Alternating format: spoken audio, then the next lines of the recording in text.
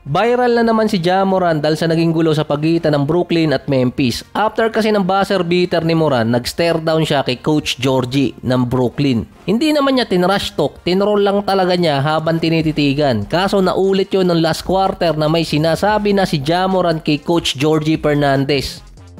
Inawat agad ni Coach Taylor Jenkins si Morant tapos si Schroeder susugod pa. Wala rin naman kasi mawawala kay Schroeder kasi iti-trade din naman siya pagdating ng deadline. Base naman kay Coach Georgie Fernandez, hindi siya nakikipag-usap sa player ng kabilang team at ayaw din naman niya makipag-usap kung hindi maganda yung sasabihin. Kaya disrespectful yung ginawa ni Morant. Nung sumugod si Schroeder, inawat kasi agad ni Georgie Fernandez at pinagsabihan niyang huwag magsasalita sa kabilang coach. Wala naman din kasing binanggit na masama si Schroeder, pero ngumiti lang si Schroeder, yun pang tutrol talaga, walang ka-effort.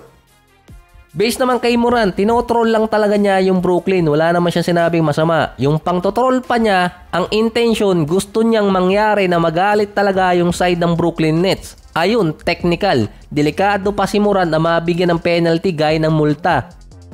28.7 rebounds, 10 assists si Morant versus Brooklyn. 4 games behind sila sa number 1 pero lamang naman sila ng 5 games bago bumagsak ng number 6. So maganda yung spot ngayon ng Memphis kaya siguro nangaasar yung anak ni Tina. Ang Memphis ang worst team sa offense noong nakaraang season na merong 105 points per game. Pero ngayong taon sila ang number 1 na nasa 122 points per game. Dinemolish naman ng Nuggets yung Clippers 120-90. Hindi masyadong hectic si Jokic, 16.7 rebounds in 30 minutes. Si MPJ naman mukhang ayaw mabawasan yung sahod. 5 points nung first half pero sa second half 12 points, 2 out of 3 sa 3-point area at 4 out of 6 sa field.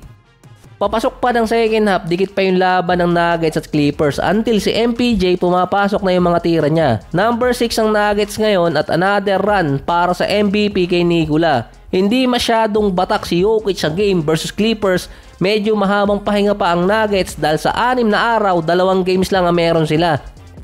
Si Nikola, another MVP season, 32 points, 13 rebounds, 10 assists. Triple-double average pero mukhang mababawasan yung assist niya. Siya pa rin ang frontrunner sa award. Sabi nga nila, malas daw si Westbrook. Nasa 11 points, 4 rebounds at 6 assists per game. So sila ang may sabi nung malas si Westbrook, nakikisakay lang ako.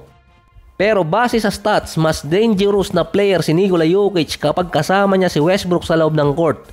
Kapag magkasama yung dalawang player, merong 14% na upgrade agad yung percentage ng Nuggets, particular kay Nikola Jokic. Meron lang si Westbrook na almost 25 minutes per game, si Jamal Murray 36 minutes per game. Mas marami pang nalaro si Westbrook. As of December 4, may total na 34 assists si Westbrook papunta kay Jokic. Si Jamal Murray naman 32. Pero mas mataas pa rin ang percentage ni Nikola kapag galing kay Westbrook yung mga pasa. Mula din sa rank number 26 last year sa transition offense, pumatak ang Nuggets naman sa number 9 ngayong season kapag si Westbrook ang nasa loob ng court kumpara kay Jamal Murray.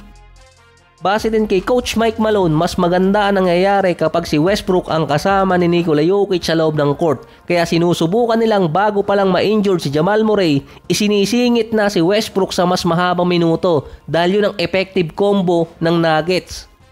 Yung season ni Jokic na talagang buhat na buhat niya yung Denver 2022. Walang Jamal Murray dahil injured ng buong taon na wala din si MPJ dahil sumakit ang likod after ng 9 games. Nag-average doon si Nikola Jokic ng 27 points, 14 rebounds, 8 assists per game. Pero mas mataas pa rin ang in-increase ni Jokic ngayong season base sa percentage kapag andun si Westbrook.